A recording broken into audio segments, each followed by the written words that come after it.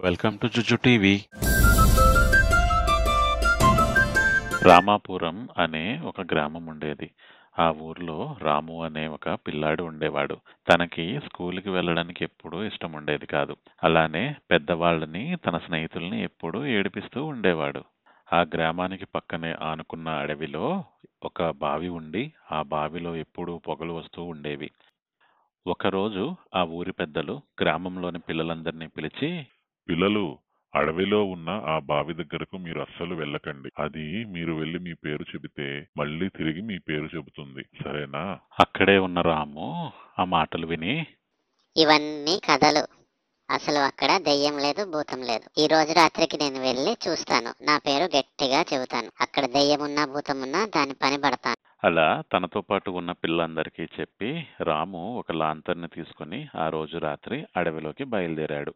అలా అడవిలో నిదానంగా నడుచుకుంటూ వెళ్తూ కొంతసేపటికి బావి దగ్గరికి వెళ్ళాడు. తను బావి దగ్గరికి వెళ్ళేటప్పటికి బావిలోంచి పొగలు వస్తున్నాయి. ఆ పొగలను చూసిన రాముకి కొంత ఆశ్చర్యం వేసింది. అలానే నెమ్మదిగా భయం కూడా మొదలయ్యింది. అయినా సరే తన స్నేహితులకు చెప్పిన మాటను గుర్తు చేసుకొని రాము నెమ్మదిగా నూతిపైకి వెక్కి రాము! అని గట్టిగా అరిచాడు. అయితే కాసేపటికే ఒక చిన్న శబ్దం వినిపించింది.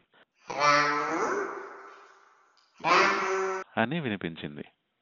అంతే, తన గుండె చాలా వేగంగా కొట్టుకోవడం మొదలయింది. అప్పుడు ఆ బావిలోండి వచ్చే పొగ ఇంకాస్త పెరిగింది. రాము కాస్త ధైర్యంగా బావిలోకి తొంగి చూశాడు. అప్పుడు రాముకి ఒక తెల్లగా ఉన్న ఆత్మలాంటి ఒక చిన్న పిల్లాడు కనిపించాడు. నేను కూడా ఒకప్పుడు ఈ కథలపై నవ్వినవాడినే. నేను నీలాగే ఎప్పుడు అబద్ధాలు చెబుతూ, పక్క వాళ్ళ వస్తువులు తీసుకుంటూ, పెద్దలు చెప్పిన మాటలు వినకుండా ఇలా తయారయ్యాను. ఇప్పుడు చూడు, ఈ స్థలంలో నేను ఇరుక్కుపోయాను. కానీ రాము, నీకింకా అవకాశం ఉంది. నువ్వు మంచివాడిలాగా అబద్ధాలు చెప్పడం మానేయి. నీ స్నేహితుల వస్తువులను దొంగిలించకు. అలానే నువ్వు చాలా నిజాయితీగా ఉండు. బాగా చదువుకో. పెద్దలు, మీ తల్లిదండ్రులు చెప్పిన మాటల్ని విను. సరేనా? నా పరిస్థితిలాగా నీవు కూడా ఇక్కడికి వస్తానంటే మాత్రం నువ్వు అబద్ధాలాడి అందరి వస్తువులు తీసుకో. ఓకే? ఇంకేముంది, రాముకి ఫుల్గా చెమటలు పట్టాయి. అలా రాయిలాగా నిలబడిపోయిన రాము ఒక్కసారిగా లాంతరు పట్టుకుని ఇంటికి పరిగెట్టడం మొదలుపెట్టాడు. అడవిలో తను వచ్చిన దారి గుండా పరిగెట్టి పరిగెట్టి ఇంటికి వెళ్ళి వాళ్ళమ్మ దగ్గరికి వెళ్ళి కూర్చుని ఏడుస్తూ మొత్తం జరిగిందంతా చెప్పాడు. ఆ రోజు నుండి రాము పూర్తిగా మారిపోయాడు. స్నేహితులతో కలిసి స్కూల్కి వెళ్ళాడు. రోజు స్కూల్కి వెళ్తూ బాగా చదువుకున్నాడు.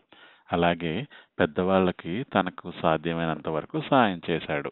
కానీ ఆ రోజు రాత్రి ఆ బావిలో ఉన్న చిన్నపిల్లాడి స్పిరిట్ గురించి ఆలోచిస్తూ అక్కడి నుంచి ఎలా బయటకు తప్పించాలి అనే విషయాన్ని ఆలోచిస్తూ నిద్రపోయాడు.